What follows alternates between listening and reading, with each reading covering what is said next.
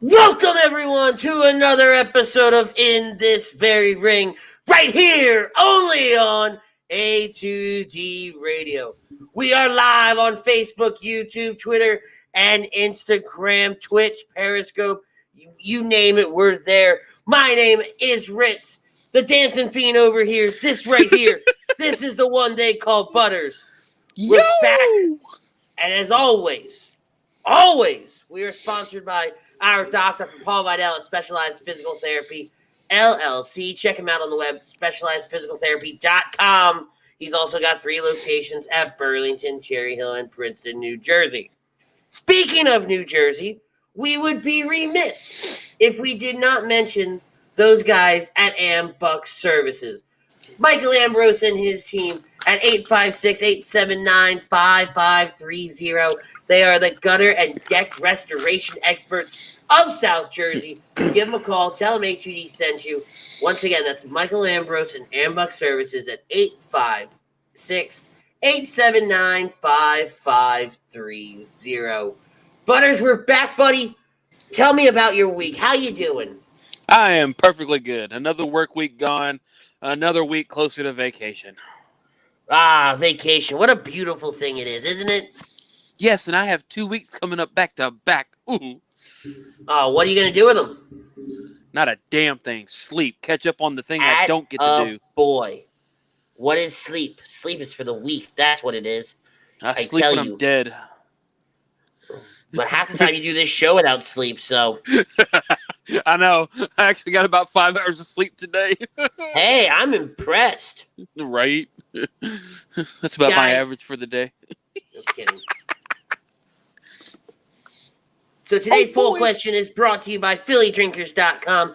Alex and his team, they are doing amazing work over there with this beautiful In This Very Ring shirt, that wonderful A2D hat over there. Guys, I'm telling you, the holidays are coming up. What better way than to spoil your family with some merch from your favorite on-air radio personalities, that beautiful family at A2D Radio. Get your shirts, get your cups, get your rugs, mats, whatever the hell. Get your rear rugs? Your rear rugs, yeah. We call that underwear in the States. Or toilet paper, I mean, hey. Or toilet paper, that too. But they bring us our poll question, and the poll question tonight is it will end up being Drew versus Roman at Survivor Series. Agree, disagree? Let's give you a little backstory before I throw it to I Can't Believe It's Not Butters.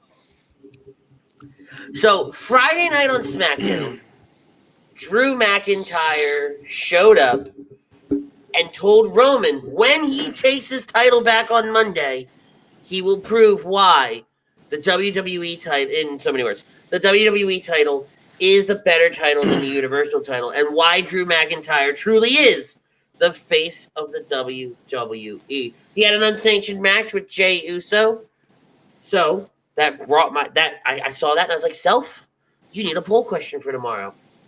What better way than to say it's Drew versus Roman in 8 days at Survivor Series? Butters, agree, disagree? Tell me about it.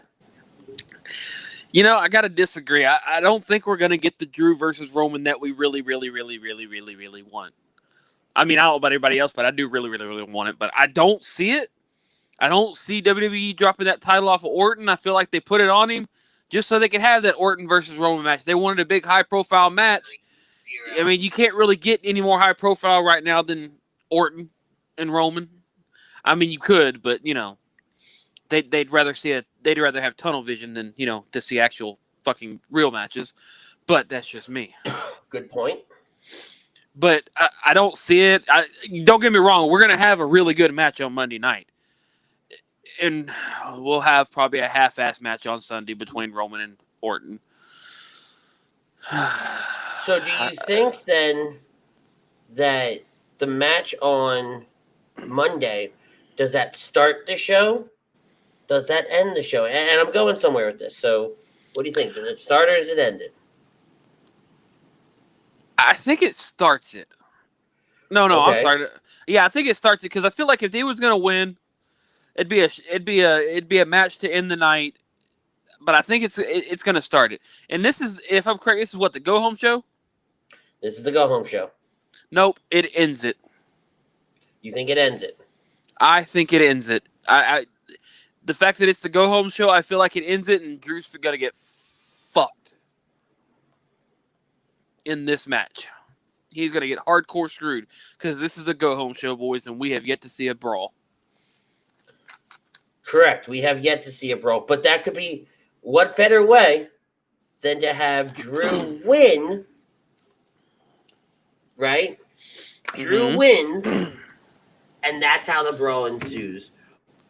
We got Jake chiming in from Real Talk every Friday night right here on HUD Radio. What's up, boys? I agree to the poll. Oh, and Butters, keep on dancing. Oh yeah. Oh yeah. Oh Lose the yeah. oh yeah. Lose the oh yeah. Lose the oh yeah. Just dance. Just shut up and dance. And 1/3 of the Hockey Happy Hour trio, Robert Povia saying, "Hail!" Oh, okay. That's an urn. I didn't know what that was for a minute. He said, "Hail to the urn." It kind of looked like a ring for a second. I was like, "The hell?" Well, it looked. I don't know. It looked like something else, and I can't really tell what it looks like. But it's too small to be. Right. You know, I get what it is. It is an urn. You know, it's an urn, and he does the all yes, right, which I'm not going to do again on air. That was bad last week. Oh God, that was bad. Yeah, you're just bad all around. No, I'm just kidding. Oh, we're going to play that game. You want to play? All right, we'll play. But to Pope's comment, right, a little bit later in the show, as part of our Undertaker countdown to his 30th anniversary, whatever we're calling that, right? They're calling it 30 Days of Undertaker. We'll call it 4 weeks of the Undertaker, because we're countdown to somebody getting an ass whooping. Nah. But the Mortician was this past Sunday night. Yep. We're going to talk about it. We're going to break it down. We're going to break down Paul Bear's career and his life, and we're going to preview Brothers of Destruction that drops tomorrow. Joey DiBardino chiming in. What's up, guys? Joey, my man, what is going on? What up? There was a post earlier today in the HUD Real Talk group by Mr. DiBardino, and he fired you again. What else is new? Good point. So back to the poll question, right? Drew versus Roman. See, all right, so you disagree. I have to agree, because it writes itself, right? Give the title to Randy. Randy does very little with it. Randy's not on TV. And then what better way for Drew to win the title on Monday? And that's how the brawl starts, because Roman comes out as the tribal chief, as the leader of the Blue Brand. Not just the Samoan dynasty, but he's the leader of the Blue Brand.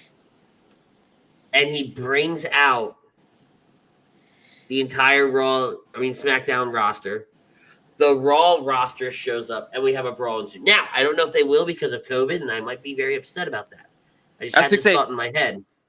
Now that you say that, I can see them not doing it this year because, like you said, of COVID.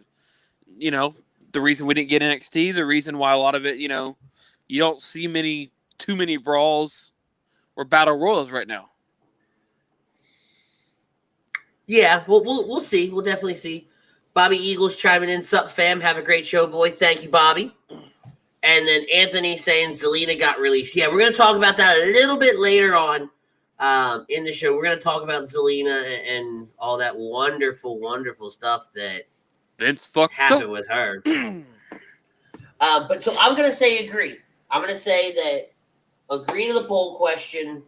Drew versus Roman at Survivor Series. We're going to see a change in the card. Because, why else? Why else do you send Drew over to SmackDown?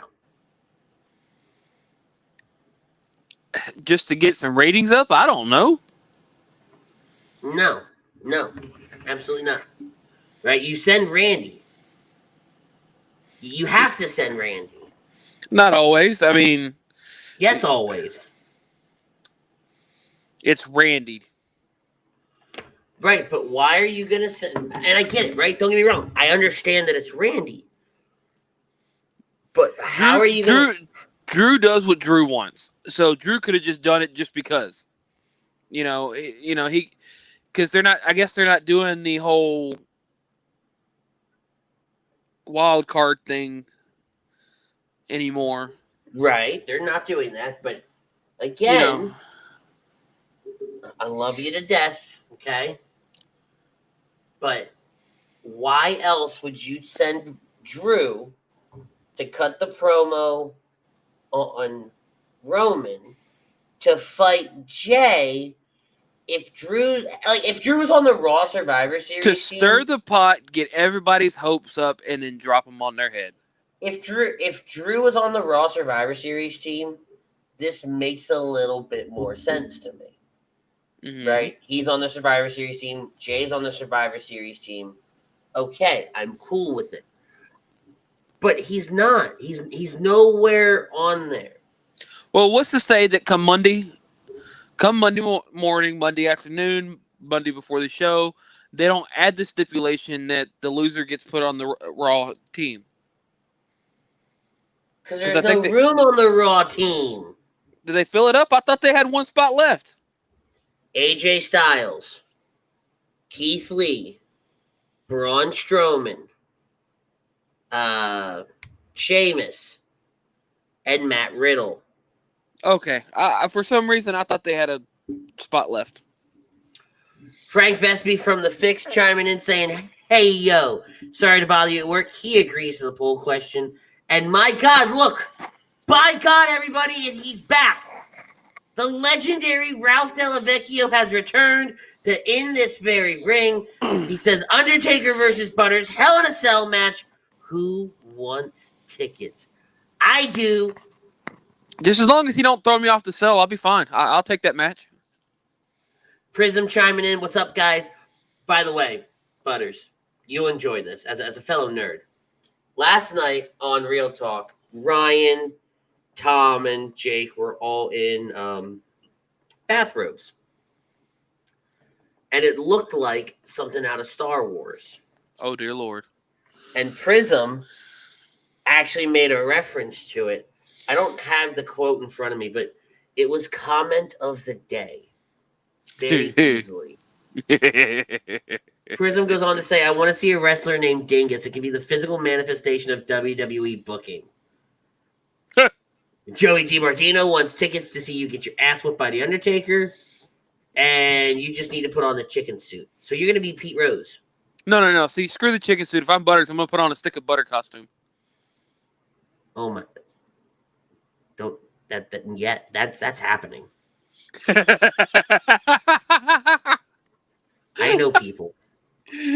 Ladies and gentlemen, a man that needs no introduction whatsoever.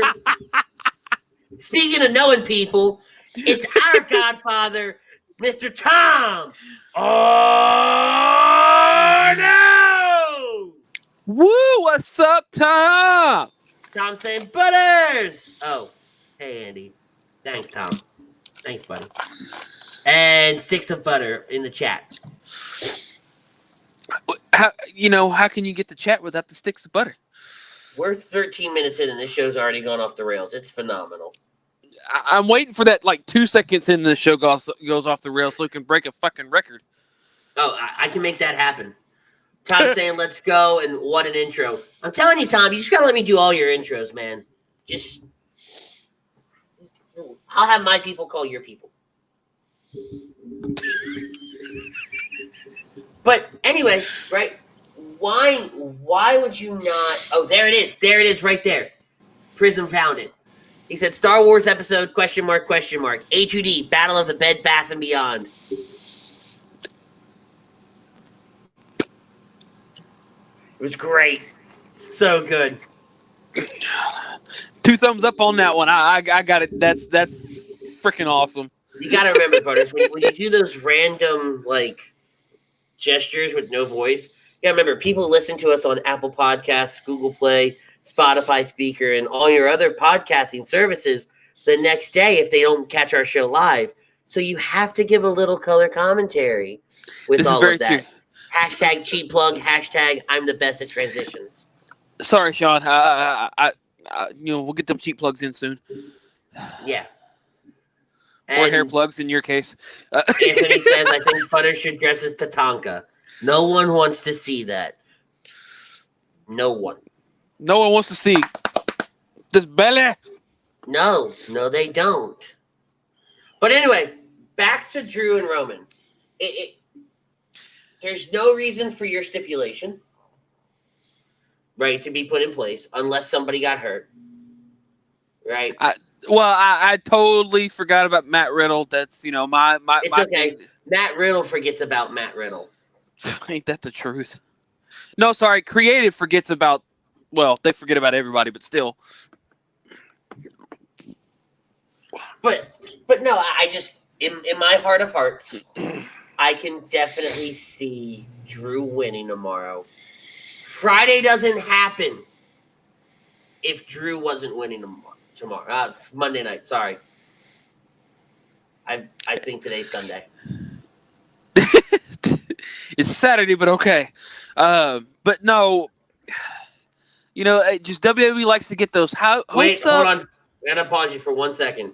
Prism says, next time y'all go to sign off, I want to hear one of y'all's way. I don't want to go. Nerd fandom feels. If you know the quote in the show. Bro, of course I know. David Tennant's Doctor Who. I don't want to go. Don't come at me with that. Keep going. But WWE just loves, dropping in those little teasers, getting everybody's hopes up. Here we are going higher and higher, and then just pushing us off the fucking bridge and letting us down. I feel like this is one where it's too obvious and you look really dumb.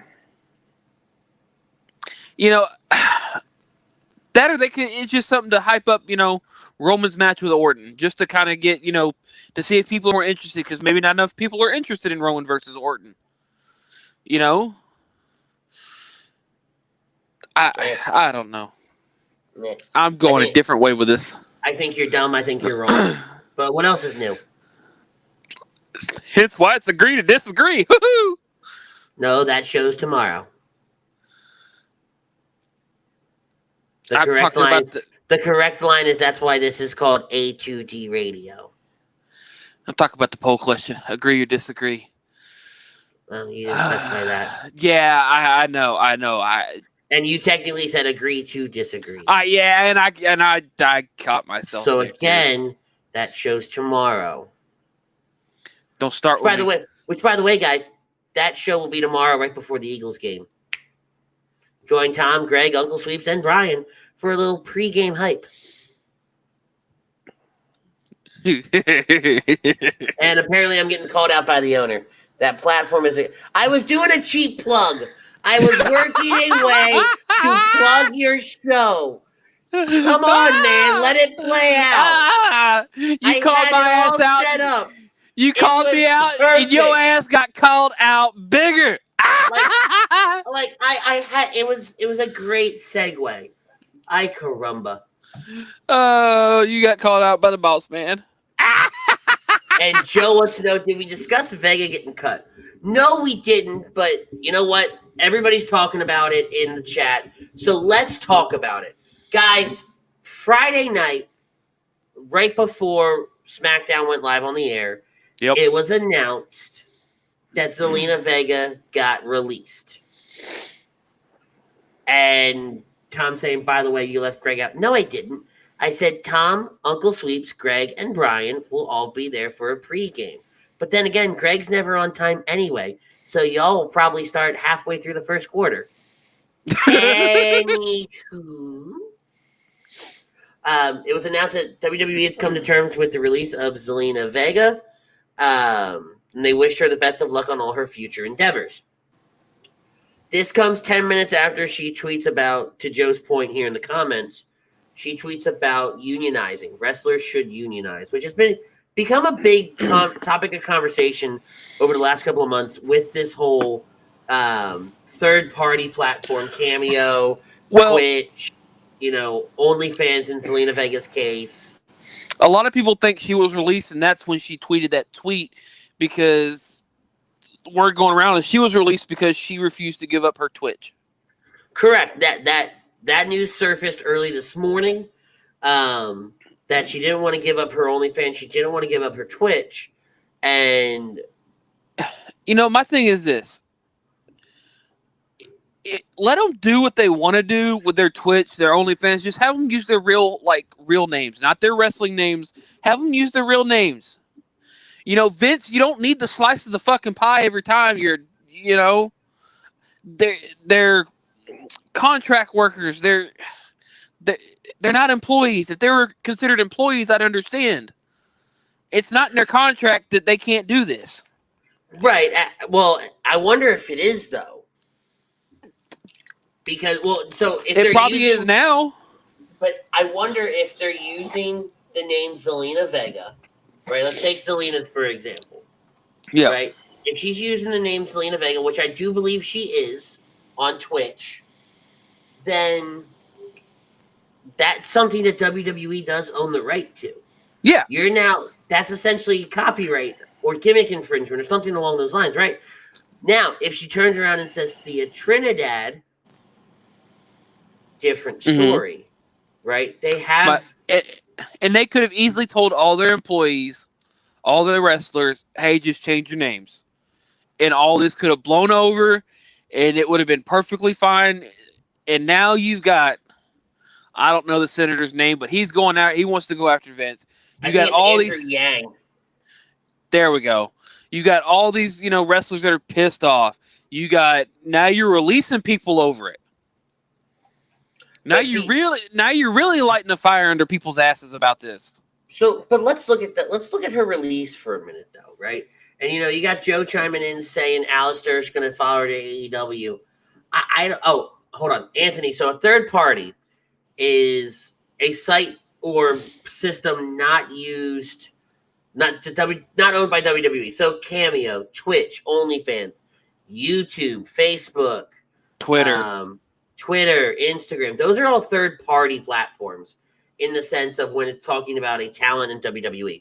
It's somebody that's not associated with that. And a lot of these... I'm going to a point, though, because they're talking about Aleister Black. They're talking about AEW. I don't think Zelina keeps wrestling. I don't think she does either. I think she makes her money on Twitch through her OnlyFans. She goes back to Cameo. And see, all these wrestlers did this just as a way to make a little bit of extra money because of the pandemic, because they're not making that extra money. They merch sales. They're not getting the house stuff. They're not. As I said, they lost a lot of money from like you said, the house stuffs, the merch. So they needed to try to make it up in some way, shape, or form, and that's what this was supposed to be. Was just for a way to make up that side money, and they're like, "Oh, you know what? That's just too much. We're not getting a slice of the pie. You can't have it." Essentially, right? And supposedly this all changed when they got a new head of whatever who's over all that stuff. Yeah, and that's just somebody who's got Vince's ear, right? Because exactly. People like AJ Styles, Xavier Woods, different things like that have gone to Vince and like, we're not stopping. And that has fallen on deaf ears. So it'll be very interesting to see how Vince treats some of his bigger stars. Yep. Because, I mean, if you're willing to release someone like Zelina Vega, someone who carried through the pandemic pretty damn good on Raw. Agreed. And yet you're willing to let them go over a third party? Over you not making an extra buck? Oh, come the hell on. This is going to be Vince's downfall. And I'm going to call it now. That if anything gets him, it's going to be this. Agreed. But again, like I see it in the comments. Damian, Prism, Joe, a lot of these guys are sitting here saying that she's going to go to AEW or AAA or MLW. I think she's going to make her wrestling right now. No, I feel like she's going to make more money doing this. And who's to say? Maybe maybe they'll decide to start a family just for now. But I think There's going to be more money in the pandemic right now through these different platforms than trying to get into the wrestling scene. Plus, I'm sorry, if you look at women's wrestling outside of the WWE, are there people putting on good matches? Yes. Are there really compelling storylines going on though? No. Look at AEW. Their build up for their women's title match. There was no build up. It was, hey, these two are wrestling for the title. Go at it. Exactly. God, we've got a lot of stuff popping in here, guys. I'm gonna try to get to all your comments. Kevin saying, I agree they have to make side money, at least if they're doing Twitch or YouTube, for example. Okay, Prism saying, if she does decide to wrestle, she should go to MLW. Anthony thinks Zelina should retire. Joe, the fact that they're considered contractors by War but not the IRS isn't good. I'm not sure what he means by War. Maybe he meant WWE? Maybe. Can I get real quick clarification there, Joe? Horrible storyline regarding the AEW women's title. They'll recruit Zelina. If I'm Zelina, I'm not going. Yeah, he didn't mean WWE. He did. Thank you, Joe. Thank you for for clarifying that for us. And then Damien, she doesn't have to wrestle. She can be a man. I don't even think she manages. When I say wrestle, I mean I don't think she gets back into the wrestling industry. Not for a while. Not until people start traveling again. That's what I say. This would be that, and this is something that would be kind of a turnoff at this point because I got released for not wanting to give up something that's making me a little extra money when you're not paying me that extra money. That's like saying that for the company that I work for right now, if they fired me because I did DoorDash or Uber at night after work. Mm-hmm. That's exactly what that is at that point. Yep. It's getting a second job when you're. Because right now, a lot of these wrestlers, they're kind of needing that second job to stay afloat. And it's not like it's at least in my opinion, it's not like it's a conflict of interest job. It's not like they're wrestling for Vince on Monday and then turning around and going to wrestle for Cody on Wednesday. Exactly. It's not even wrestling at this point. You're playing video games. You're selling pictures of yourself. When you say it like that, that one sounds really bad. I'm not trying to make that sound bad because what meant to sound bad. But she's also a phenomenal. Like, take out Twitch, not only take out OnlyFans, but she's a phenomenal cosplayer. Yes, very much so. And that in of its own right has such a huge cult following. She wouldn't have to wrestle more. She could just go to cons and do cosplay all day long and get paid for it. When everything goes back, she'll hit the con circuit as not only someone to go get a signature from, but also as cosplay. Exactly. Right, and she could do cosplay months where every week every month it's a different, show, fandom, whatever have you. Yeah, exactly. I mean, she's got her gaming now. I mean. You and I both know that no matter what, people are going to watch or follow her. Look at Paige. Paige has already said she ain't giving up shit. Yeah, no, absolutely not. Because all she's doing is sitting at home getting paid by WWE to do nothing. Which, don't get me wrong, that doesn't sound like a horrible thing. It doesn't, but I mean, I kind of feel her pain. Being at home all the time is boring.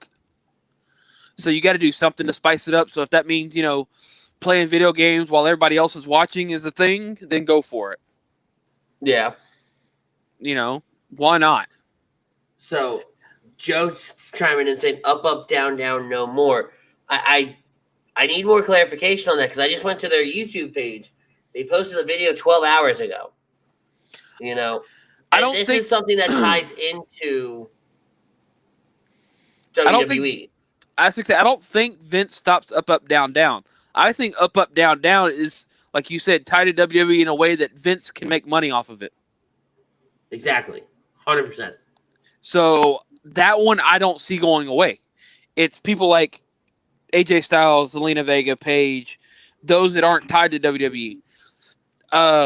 Because a lot of them aren't using their names, their wrestling names. They're using their real names.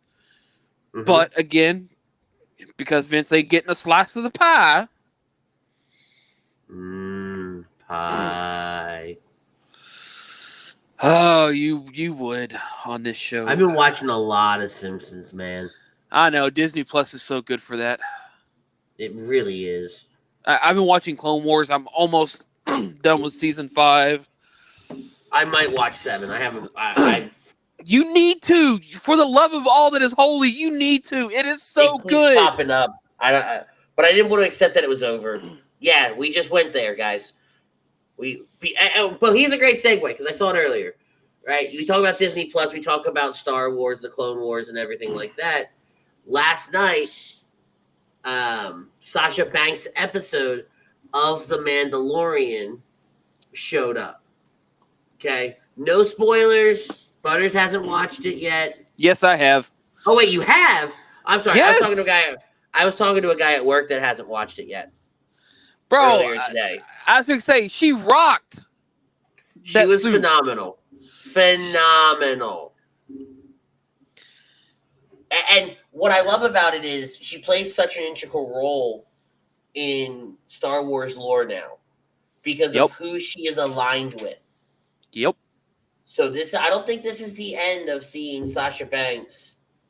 I think she only did one episode for this season, but like you said, I don't think this is going to be the end of it. No, and she's only done one episode. Yeah, well, that's right. They're done filming this season. Yes. So I mean, it's easy enough to revisit this this group. It ain't that hard. Yep, it's going to be great. So good. And she did a phenomenal job. She didn't have a lot of dialogue. No, but she still knocked it out of the park. She did very, very well with what she had to offer. And still sexy as hell, even in all that. Nom nom nom nom nom. Weird. Very weird. All right, let's jump into this week in wrestling, guys. We're gonna keep this show rolling here. Monday night on Raw, we finalized the Raw Survivor Series team, joining AJ Styles, Keith Lee, Sheamus, and the Monster Braun Strowman is none other than the original bro, Matt Riddle. Man, some of those NXT superstars from last year's Survivor Series are heavily ending up in these Survivor Series teams. Correct. I mean, I'm not gonna lie. I kind of, I do like it because they're overall better wrestlers than some of these guys. Absolutely. But before that, we started with an episode of Miz TV where the New Day, I really fucked that up. I was trying to do it, and then I stopped, and then I tried to do it again, and all in this matter about 0.3 seconds. They're going to team with Drew McIntyre to take on the Miz, Morrison, and Randy Orton in a 6-man tag team match. Miz says big things are happening tonight. He hypes up Miz and Mrs., which is a phenomenal show. Orton shows up, a lot of back and forth, and then it just ends up with Orton having enough and the RKOs. Kofi, things have totally break down as McIntyre enters. Miz hits Drew with his briefcase. Drew gets thrown to Orton, who lands an RKO. Miz and Morrison leave Orton in the ring together right after, and we go to a commercial leading up to the triple threat match. And I forgot about this, but next week, we talked about Drew versus Orton for the title, but we also have another title match next week on Raw. The Raw Tag Team titles. We do. The New Day versus the Hurt Business. Yeah, I don't see the Hurt Business winning the titles. You don't think so? You don't think we'll get that heel versus face? No, because we have not seen the Street Profits and the New Day lock horns. This is very true. Yeah, so... All right, let's see. Prism chiming in. I haven't liked the Star Wars movie since the first half of New Hope, honestly. What? You've only seen like half of a Star Wars movie, then that means how can you watch Star Wars? You like 45 minutes of a 9-movie saga? I mean, don't get me wrong. There are some shit movies, but... The last 3, but I mean, they were still pretty decent. I was going to say Phantom Menace, but okay. Well, fuck you too. Hey, I like the prequel trilogies. They're better than the sequel trilogies. Oh, Butters. Yes, sir. You're trying to tell me that Jar Jar Binks and the entire Phantom Menace is better than A New Hope? I said the sequel trilogies, not the original trilogy. Okay, the sequels. You have original, prequel, and sequel. Prism says Ewoks finishing off the Empire is the equivalent of Kurt Angle being Jason Jordan's dad, or Hornswoggle being the Secret GM.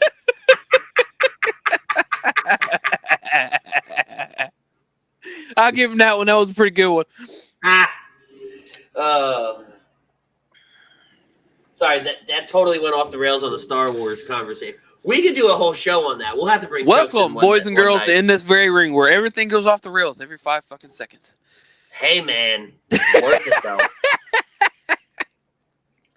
So, for some infinite reason, somebody somewhere decide, oh, hey, Joey DiMartino wants to know anything new with Retribution. No, absolutely not. Another WWE Creative strikes again with we have nothing for them this week. Because Retribution's Mustafa Ali says he's going to face Ricochet tonight. Ricochet is a good, honorable man who's made a conscious decision to stand alone when he turned down the Hurt Business's offer. Ali says that Ricochet is brave, but he's still a damn fool, as one man can't change everything. Reckoning, Mia Yim, then says it's easy to feel alone when you're misguided. Ali says no mercy was shown to Retribution, and thus no mercy will be shown to Ricochet. They will not rest until Ricochet is shut down. So absolutely damn nothing. Exactly. Prism says, I liked Return of the Jedi, Empire Strikes Back. I only liked the first half of episode 6. Okay, so he has seen a bunch of them. He just said, okay. No Way Jose was Jar Jar Binks. Hey, speaking of No Way, WWE's trying to get him back. I read that. But somewhere in the infinite wisdom of WWE's creative team, they decided that last Monday night on Raw, they were going to put... What the hell's going on over here? They were going to put Lana in a match against Shayna Baszler. Oh, I thought you were going to say that they put her through an 8th table again. No, they did, though. Oh, I know. She eventually went through the damn table, breaking a new record for how many announce tables she personally has destroyed. But I found out something interesting in doing a little research for today's show. Just catching myself up on some wrestling news. Last couple of days, I really haven't had a chance to check my sites, and I saw that we're going to get a chronicle of Lana to debut on the WWE Network on I saw next that Saturday too. night. So it's supposed saw to that debut too. next Saturday. So I'm almost thinking we might have to do some kind of watch party reaction thing. My question is this. If you're documenting Lana, are you going to show Miro? I hope so. Because you can't really have Lana without Miro. I mean, you can. They do it every week on Raw. Well, I'm talking about it in this documentary because, I mean, she pretty much got her start managing her husband. So, I mean. Well, it's a chronicle. I think the chronicle only covers a couple of days. Oh, so they might just be chronicling this whole getting put through a table bullshit then. Correct. Oh, never mind then. I guess they won't be doing Miro. Damn. Correct. Absolutely. Petty-ass bastards.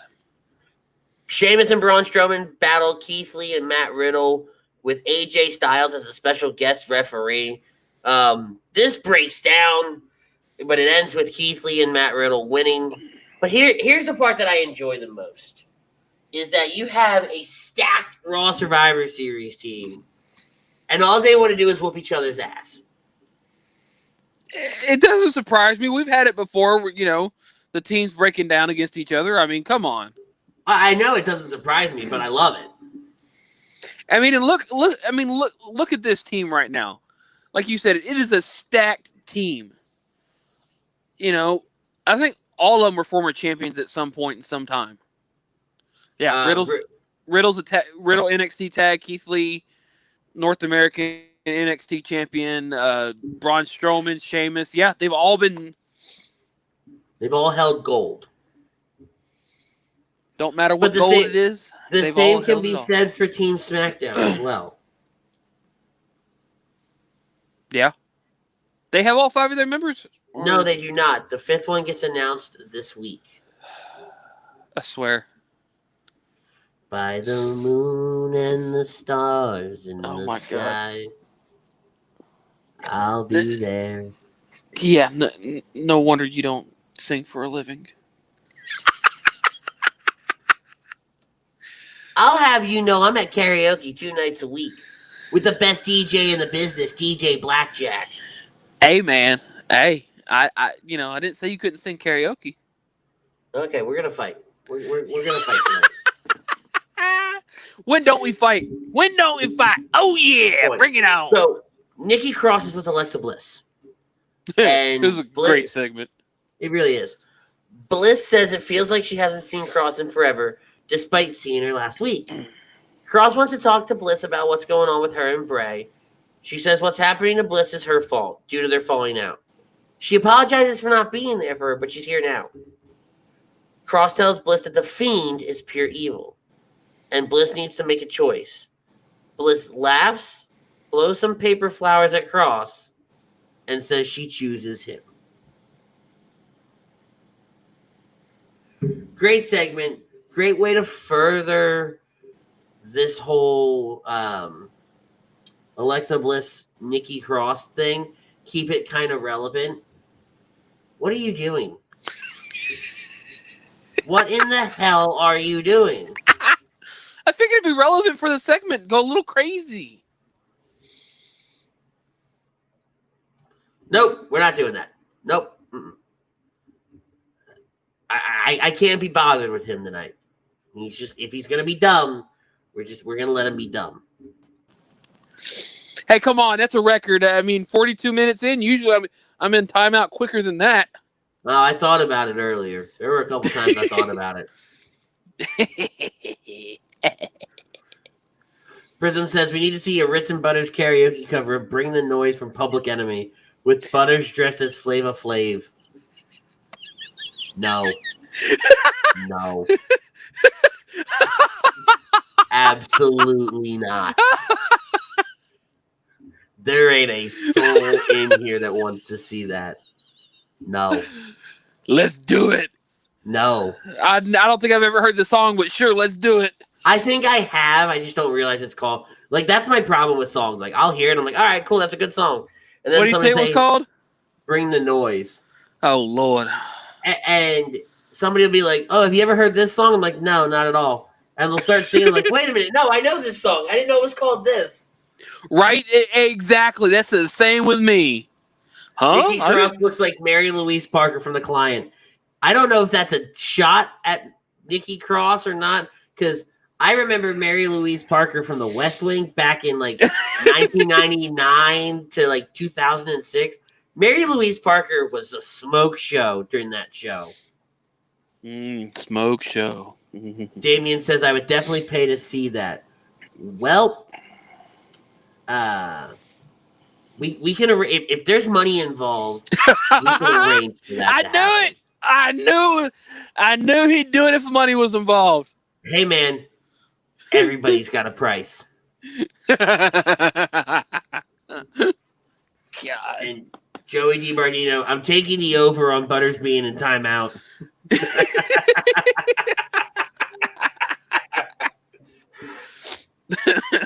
More stuff with the Hurt Business. Bobby Lashley rolls through Titus O'Neil for the U.S. title. Asuka versus Nia Jax. Asuka wins by disqualification. A big brawl breaks out post-match, leading to Lana being attacked 2-on-1 by Jax and Baszler. Jax picks up Lana, hits her with a Samoan drop through the announce desk for the 8th week in a row. This had better go somewhere. I swear to God. It won't. Because it's starting to get as old as Sasha and Bailey. Prism says, so would I, Damien. We need to start an In This Very Ring OnlyFans karaoke. Oh, shit. First of all, guys, I got to get him to come out to karaoke with me. Second of all, again, I think there's a... We'll talk, boys. Prism, Damien, chat, we'll talk. Give me a couple of weeks. We'll talk.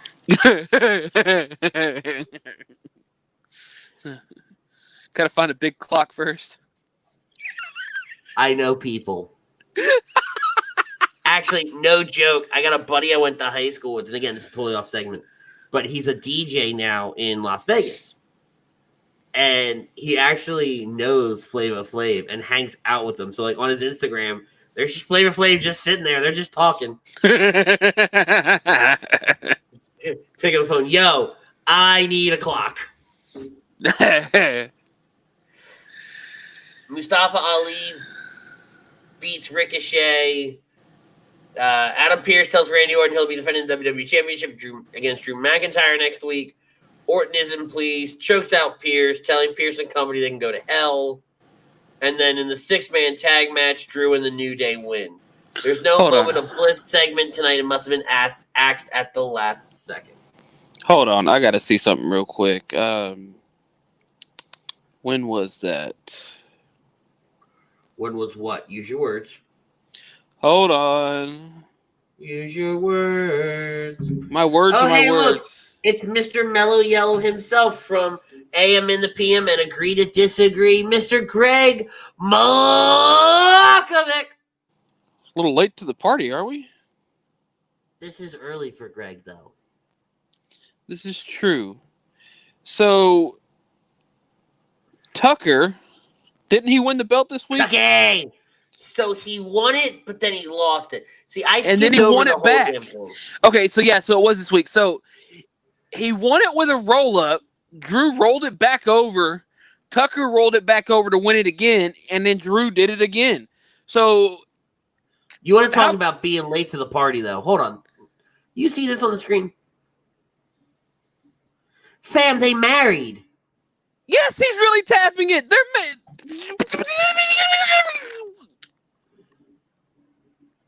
You okay? Yeah. You good? Craig tends to do that to me. Try watching one of his shows. I think my room would be covered in red from my head exploding. All right, so Tozawa rolls Truth to win the title. Eric rolls Tozawa. Gulak rolls up Tozawa. Tucker rolls Gulak. Gulak rolls up Tucker. Tucker rolls Gulak. Celebrates the win with the title. Gets hit with a lie detector from Truth. Truth grabs Gulak, who reverses. Eric takes advantage with a knee to Truth. It's complete chaos in the ring. Metalik hits a big splash to win the title from Tucker. Dorado rolls up Metalik. Truth then hits an AA on Metalik, runs away with the belt. Total bedlam. But can we talk about here for a second how Tucker has won a title, regardless of what title is, before Otis? I was having a good night, Butters.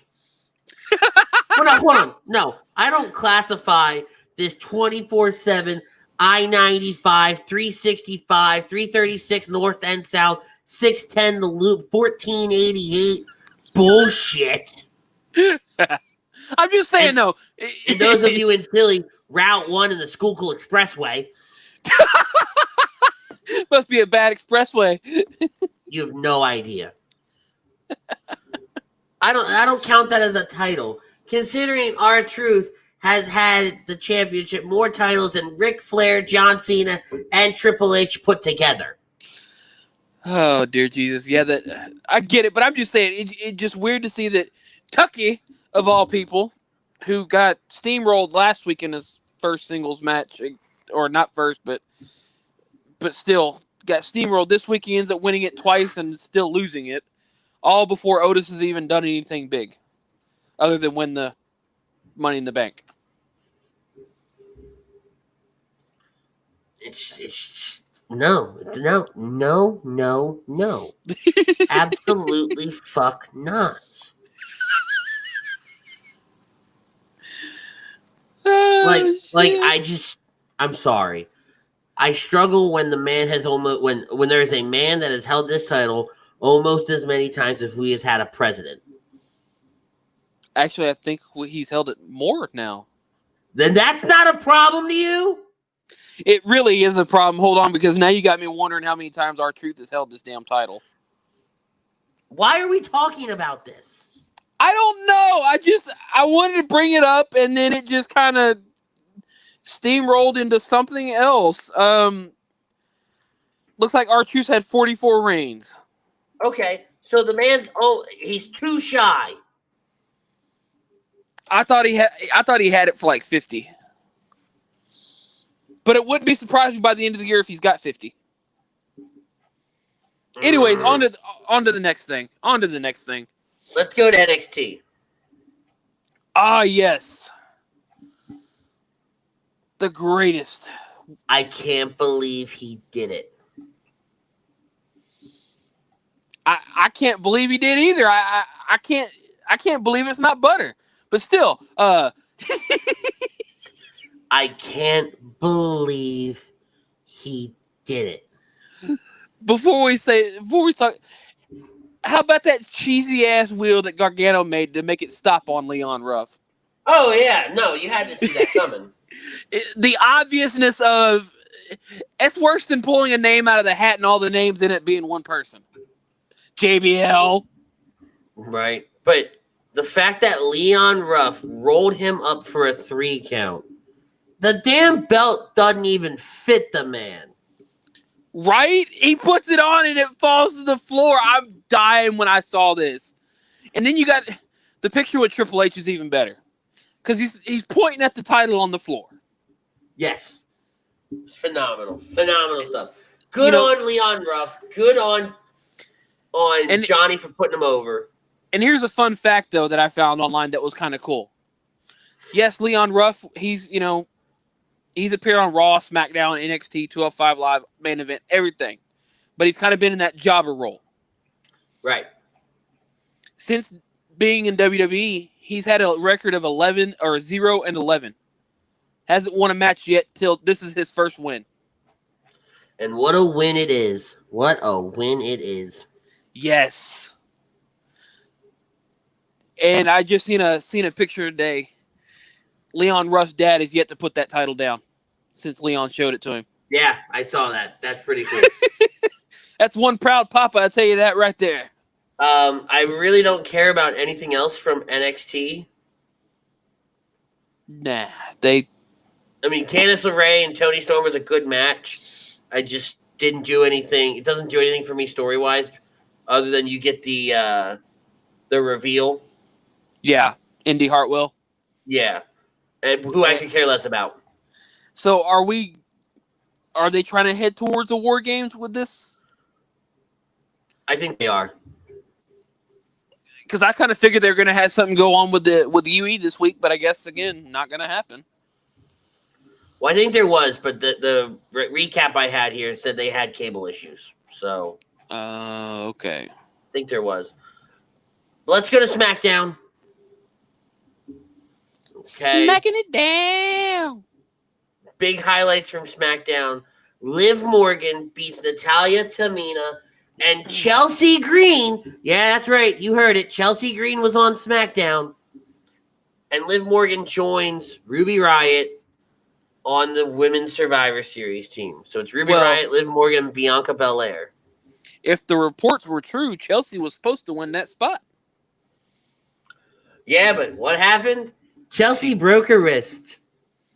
The same wrist she broke when she debuted on Monday Night Raw.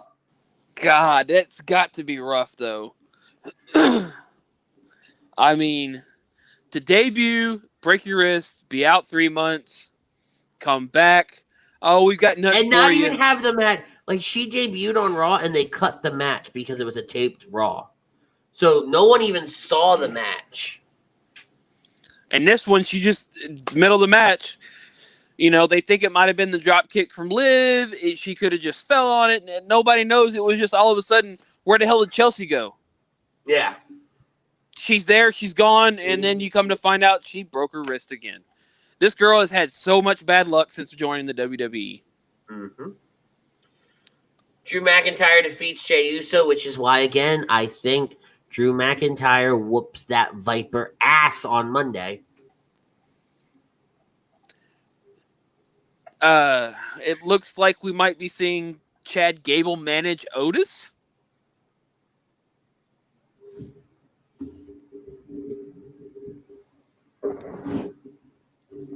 What? I said, it looks like we might be seeing Chad Gable manage Otis. With their guys, this was a great episode of In This Very Ring. Get your ass back here. You ain't leaving. This was a really good series finale. It was an honor being part of HED Radio. I tell someone you love them. I'm out. No. Get your ass back here. You ain't out. You're just mad because they want Chad Gable to bring out the inner alpha from Otis. Yeah! Quit shaking your head. This is what hell looks like. No, it's what it sounds like. No, it's what it looks like, too. But hey, wait a minute. Wait. The biggest and greatest news of Friday night. We are finally done with Rey Mysterio's family versus Seth Rollins. I think they'll find a way to fuck that up. Doesn't matter. I was told it was the final chapter. No. It was the final chapter in Rey versus Seth. That's fine. Because now they're going to do Murphy versus Seth. I at least haven't seen that yet. I'm okay with that. That's fine because now Murphy got Rey's approval. Yep. A handshake. The relationship is approved. Weird. Like, and he got and he got a hug from Mommy. Oh yeah, Mommy was quick to hug him. Mommy was real quick to hug him. But like, and then I'm watching this clip back on Twitter, and I'm watching how Murphy's hugging Aaliyah, and it's like you just rescued your daughter from like a bad man or some shit like that. Of how he's got his arm around her and holding her. I'm like, what the fuck are you doing? I'm interested to see where this goes. But then I'm interested, but I'm concerned. Hey, how about that? That tribute to Eddie, 15 years. And I didn't realize it until, what was it called? Until today. I mean, until last night. Yeah, 15 years to the day, and I think it was in the same stadium as his last match. So actually, here, I'm going to put this up on screen here. Randy posted this on Instagram. I know I saw that. I was like, damn it, Randy. Why do you have so many onions out? I don't know if you guys can read all of this, okay? So I'm actually going to read it aloud. Because I actually remember this day very, very clearly. It's Randy Orton. He's got the EG armband on his arm. And he goes, 15 years ago, along with the rest of the crew, wore an armband with EG on it. I was able to do some digging and find mine from that day. It was our way of paying tribute to one of the best performers and people in our locker room. I don't remember a lot from back then, but I remember that day. I remember getting to the arena and hearing the devastating news. I think I wrestled Cena that night. None of our heads were in it because of our tremendous loss. Today, I know many people around the world will watch some Eddie Guerrero classics, and in remembrance of his talent, I'll be doing the same. Hashtag Eddie Guerrero. Hashtag rest in peace. Hashtag Viva la Raza.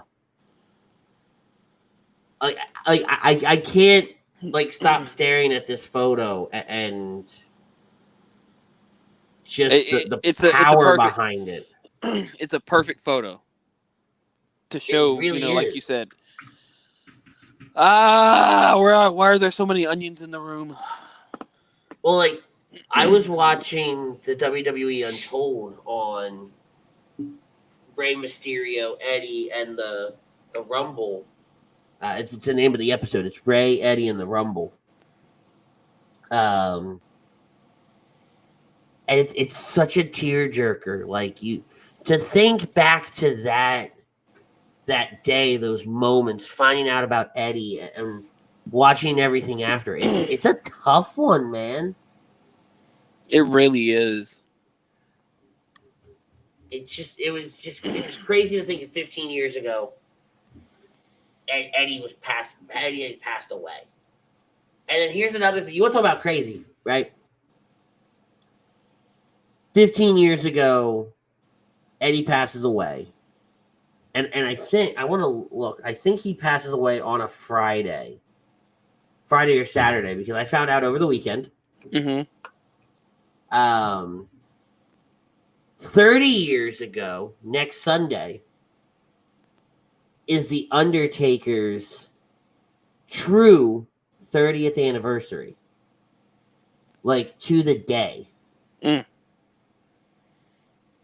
Damn. So Survivor Series is 30 years to the damn. To the day. That makes more sense of why they're doing it. Yeah. Dang. Mm-hmm. I didn't really think about that. Yep, November 22nd. Wow. 30 years. Woof. But because there's nothing really else to take from SmackDown, so what a great way to segue into our 4 weeks of The Undertaker. Oh, yeah. Oh, yeah. With a recap of The Mortician. So what The Mortician is, it is a story about the man behind The Undertaker. It is a story of Paul Bearer. It's about an hour long. It's on the WWE Network. And I watched it today. I watched it Thursday? Wednesday or Thursday? Wednesday. It was Wednesday because I had my beautiful, beautiful PS4 on Thursday. I'm sorry, what? Don't know. All right. But yeah, so so I watched it on Wednesday, and that was so intense. First of all, I didn't catch it right away, but he mentions December 20th as a day that he got the call from Vince about coming up, and I didn't catch the year. So I knew it was early 90s, right? I thought it was December 20th, 1991.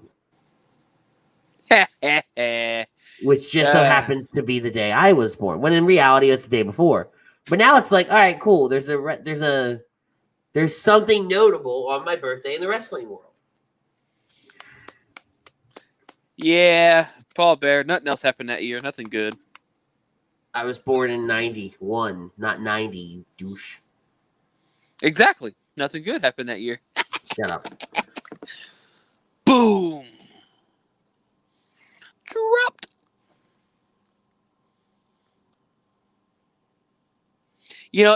And watching this, if you haven't watched it, please go watch it. It's such greatness.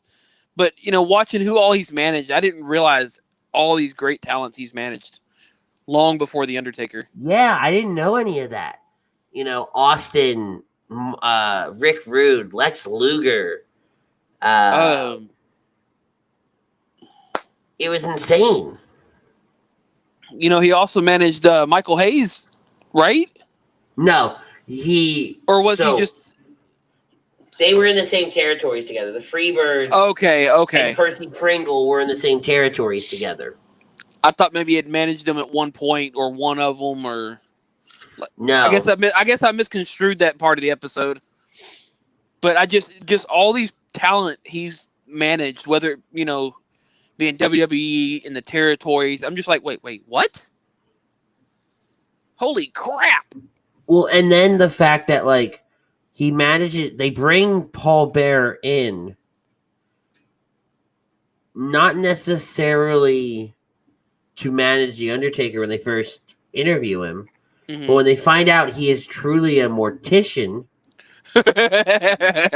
Yes. And Brother Love wanted to get off camera. He needed to focus more on his office duties. It just all fit. It's like boom, boom, boom. It's all falling into place. Exactly, right? And then 5 years down the road, they say, okay, Undertaker needs to evolve. So let's take Paul Bearer away from him and let's put Paul with Mankind. Yep. And they build up Mankind.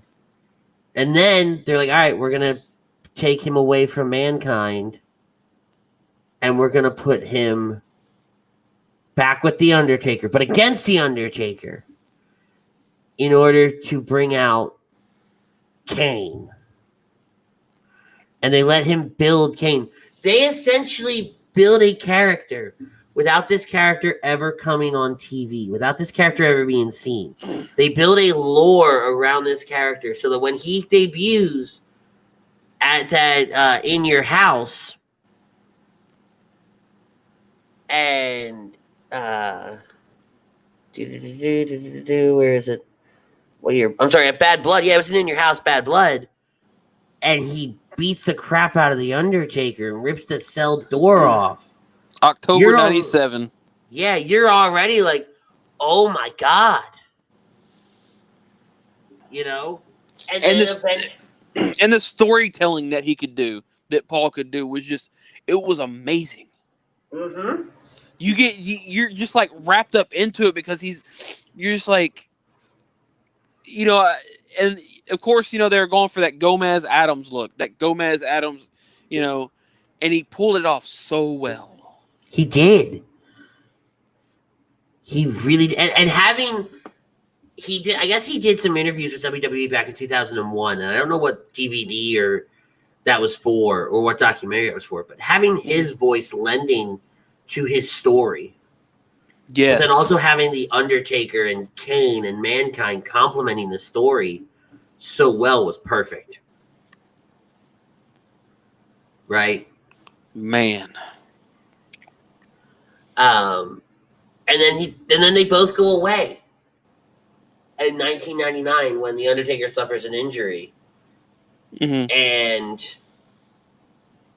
that's kind of around the time when he goes back with Kane for a little bit, but then he goes away from that as well. We get the American Badass Undertaker that show up. And Paul just kind of hangs out in obscurity until 2002 when his contract ends. He did a little bit of work with TNA. Wasn't bad work either. No, but then here's what I didn't realize. 2003, they had been reaching back out to him because they were trying to get him ready for WrestleMania 20. And Paul was 525 pounds. I know, man.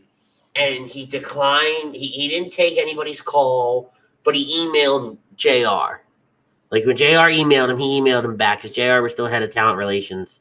That's what it seems like whenever JR talks to a talent, that's when you could actually talk to the talent. It's like everybody else, they're like, no, I don't want to talk to you. JR calls me, he's like, oh, I'll talk to JR. Yeah, it's JR. Well, and I know earlier in the show, and we do it every week, we always bash on Vince. Right? We always say Vince is a bad guy, Vince is this, Vince is that. But to hear that Vince said, I don't care about making sure he's back for WrestleMania.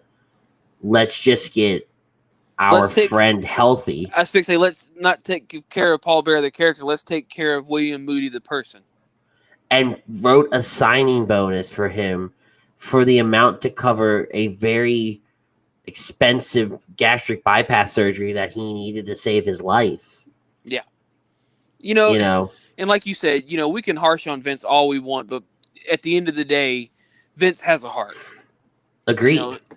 He cares for his talent, whether or not you want to believe it or not, but he does care. And then finding out that Paul couldn't get in the ring at the end of that match because he physically couldn't. Yeah. Right. They pull back that curtain a little without showing him in, like, this whole documentary never shows him in a bad light. No. Even through all his struggles that he had. He ends up dropping a lot of the weight. I remember that return, 2004. I remember, the Great American Bash when he left. Yep, that's a great one.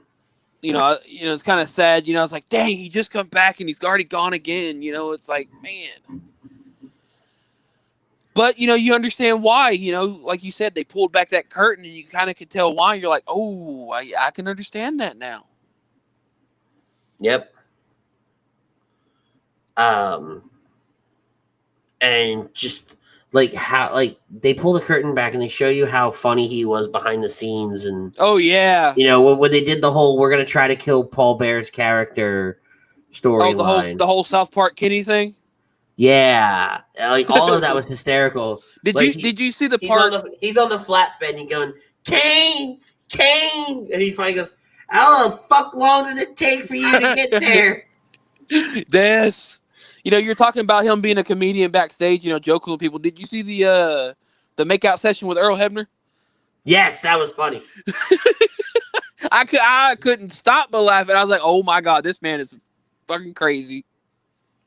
That was funny. And then it tells the story of his wife. 30 years. And how broken he was when she dies on January 31st, 2009.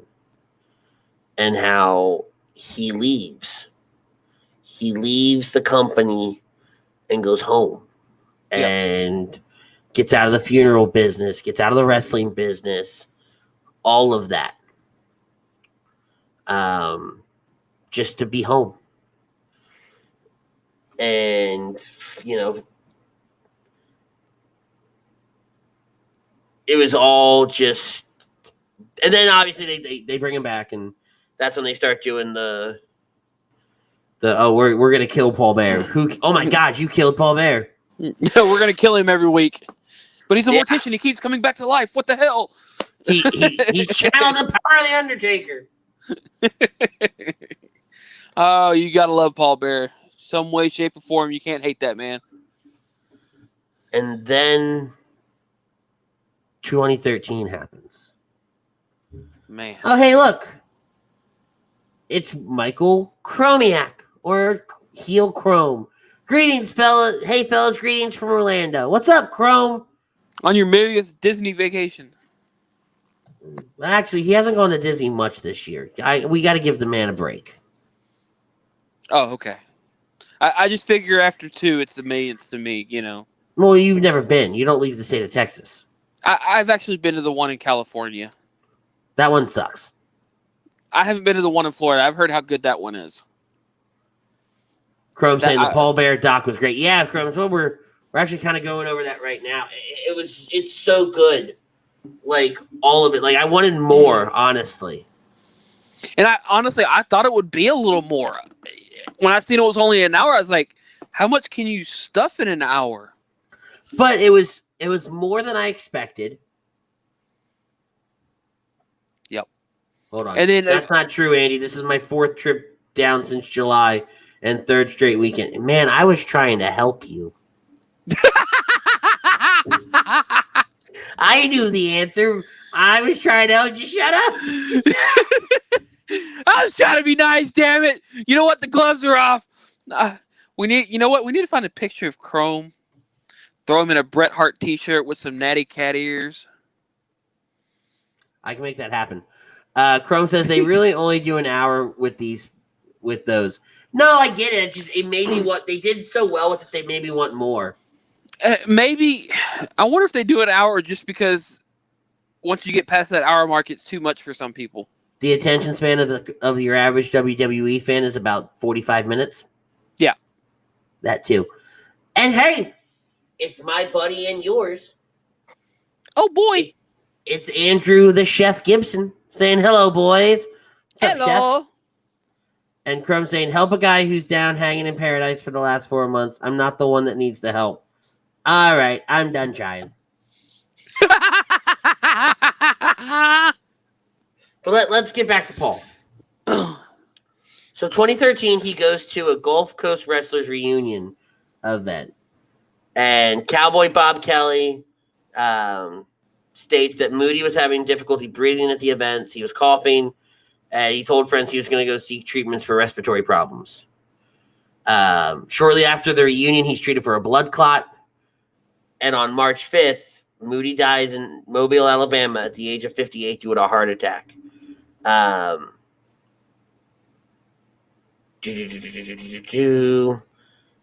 then to hear everybody talk about how they found out about the passing and watching Undertaker talk about how he passed and how he was going to honor his friend, especially when he brings up the Hall of Fame. He goes, I would never be at a Hall of Fame.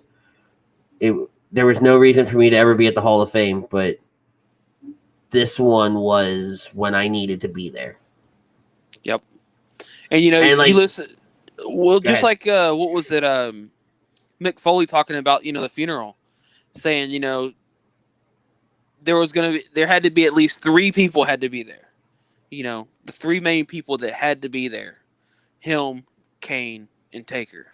Well, and Foley was on his way to a meeting of some kind. I don't remember what he said it was, but he was going, I think, to Cincinnati or somewhere like that.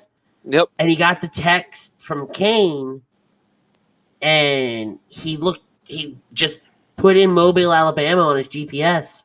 7,000 miles. 700 miles. Oh, I thought it said 7,000. I don't know why it said 7,000. No, because it's not. No, it's here to Pennsylvania is only 1,800. Okay, 700 miles. Still, that's a lot. Whew. And he just started driving like that. That one got me. And granted, Mick Foley's a writer and can talk and add some drama where it needs to, but probably got the biggest heart in all of wrestling. Yeah, he dropped everything and drove down to Mobile, Alabama. And for Undertaker to talk about the CM Punk storyline with the urn, I was like, when they brought that up, I was like, ooh, this could get good. Mm-hmm. But then he's like, wait, I thought about it, and Paul would friggin' love this. Right? and it's true, like, getting to know Paul Bearer the way you do in that documentary, it makes you understand that storyline better. Yeah, you understand that storyline because you understand you truly would be. Because, as the mortician, he's like, oh, yeah. And Chrome wants to know, did they talk about the angle of Punk? Yeah, they actually do. And Undertaker kind of starts that off with, by this point, I have a lot of say in what kind of angles I get to do.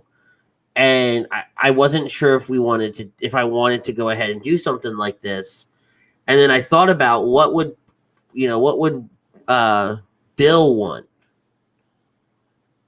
And he would love this.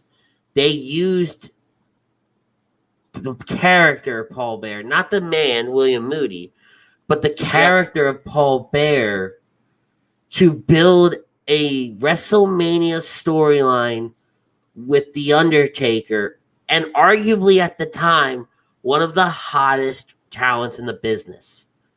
It's crazy because wasn't that a main event match? It was one of the main event matches. I believe. You essentially could say Paul Bearer was main eventing a WrestleMania in a sense. One of many that he did. Well, yeah, but one that was more revolved around him.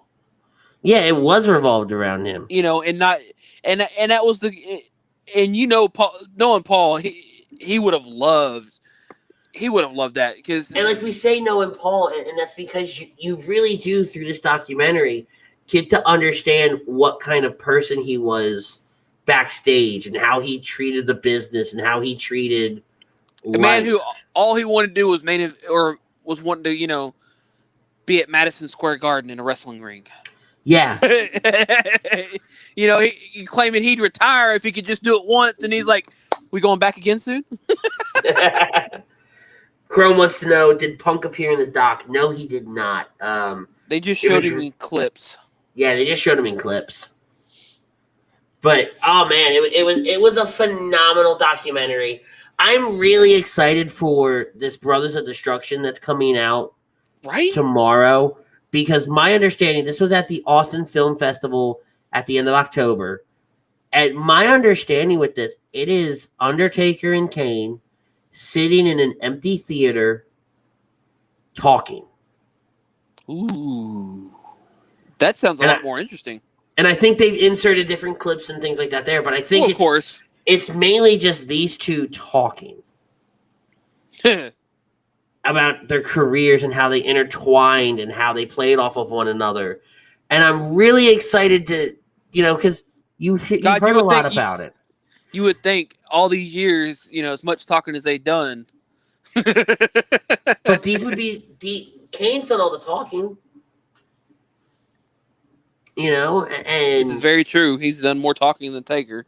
This is going to be the time where the two of them really talk about, you know, partnering up and all the different feuds and how their characters have evolved. Be like two old folks sitting in the rockers on the front porch, just, you know. Yeah, it's really going to have that. Here's another thing that I didn't know. And we and I talked about this before we came on the air, referring to Paul Bear. So Paul gets inducted in 2014 in March of that year. His sons Michael and Daniel accept the induction, and Michael is the one who does the impersonation of his father. 6 months later, Michael passed away unexpectedly. You know, so Daniel's the only one left. So it's crazy to think about. Like Undertaker as a whole, but Paul Bear and the man behind the urn, and you know what really shocked me was seeing Paul Bear with that bleach blonde hair. Nah, I mean, I've seen those pictures before. I guess I haven't. It's just crazy to think bleach blonde hair and a bleach blonde mustache. I'm like, wait, am I seeing the right person? Well, because when he goes to TNA, he goes under the name Percy Pringle again. Yeah. So it made me look up Percy Pringle. Okay. And this is, you know, back in the day, I looked it up. So I've seen stuff like that before with him.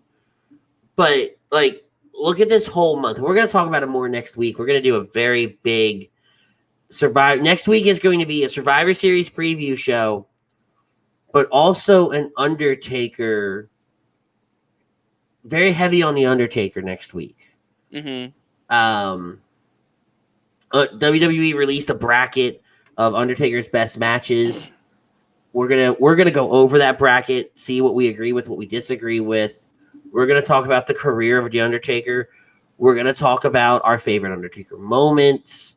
We're gonna talk about all this new stuff that WWE has put out on the Undertaker, and what will be the Undertaker's legacy. Those are gonna be some things that we bring up next week here on the show. Like I said, we're also going to talk about what the hell is it called? Brothers of Destruction? Brothers of Destruction, yes, but Survivor Series as well. Oh, yeah, the go home. All the go home shows. Chrome saying he may be here with us next week. Since there's no lazy booking this week, so programming alert. You lazy bum. Well, no, he lands on Tuesday, and I know I was trying to go there with that, but you know, yeah, lazy booking, lazy bum. I mean, you ruined it for me. LB, it all works out in the end. But we're gonna do a lot of Undertaker, a lot of Survivor Series. So I think next week's gonna be a little bit of a longer show. We're gonna do, since there is no lazy booking, we're gonna do Survivor Series preview and kind of a history of Survivor Series. Oh yeah. Not probably as in depth as we would have done on lazy booking. Well, as they would have done on lazy booking. But we're also gonna do the Undertaker. We're gonna do Undertaker and his career and everything else. Who else to do the Undertaker but the biggest Undertaker mark in the world? Me. Do you have anything for running? Let me double check if I don't think I did this week. I think everything was kind of already said. Yeah. Yeah, Everything I really was. Because normally I will screenshot everything, anything that kind of comes up just in case as a reminder, and I don't have anything this week. The only thing I think I screenshotted was the whole Leon Ruff segment. So Chrome is saying the Tuesday after Survivor Series, he's going to do the Survivor Series draft show. Okay, so guys, stay tuned for that. We will put out our Universal Predictions ballots. I'm probably going to drop them Friday night. We're going to wait and see If SmackDown adds anything. Well, SmackDown has to add something, right? Yeah, they have to add that one person, and if I'll start building it this week, right? But I want to have it to where everything's lined up, no surprise. And all you got to do is just a couple ticks and throw it on. Exactly. So that'll drop at the end of SmackDown. So do me a favor, ladies and gentlemen. At least stay in contact with us so we can contact you. Well, not even that, right? Just after Survivor Series, check out the Indisbury Ring page. We'll post the name of once WWE gives me the time code of how long the show went. Just check out the page. We'll drop the name. We'll announce the winner. Chrome, if you're still here, Prism wants to know, like, all-time Survivor Series team draft or current roster. Correct me if I'm wrong. It's gonna be matches. We're gonna like they did with the SummerSlam card. They're gonna pick their best matches and build a Survivor Series card around that.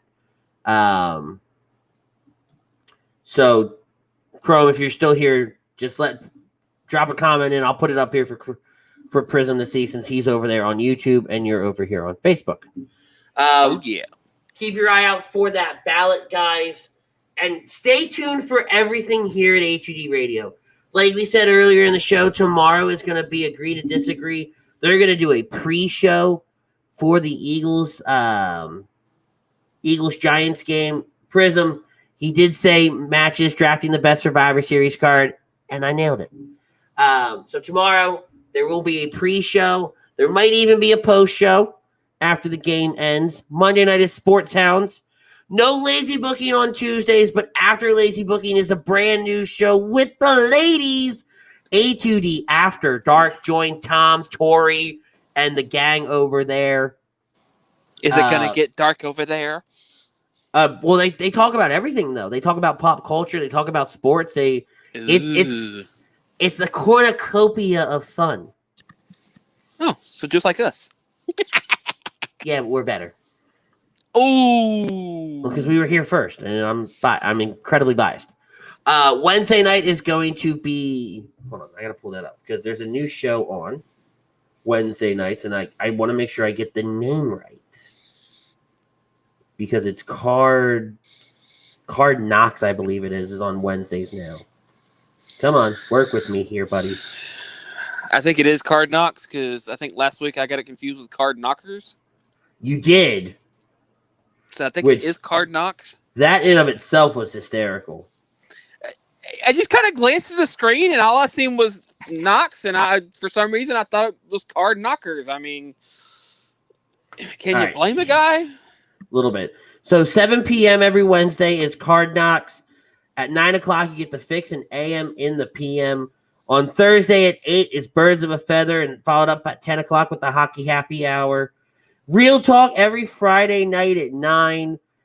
Kicking It Stateside starts the Soccer Talk at 10:30 Saturday mornings. 4 p.m. is the weekly roundup.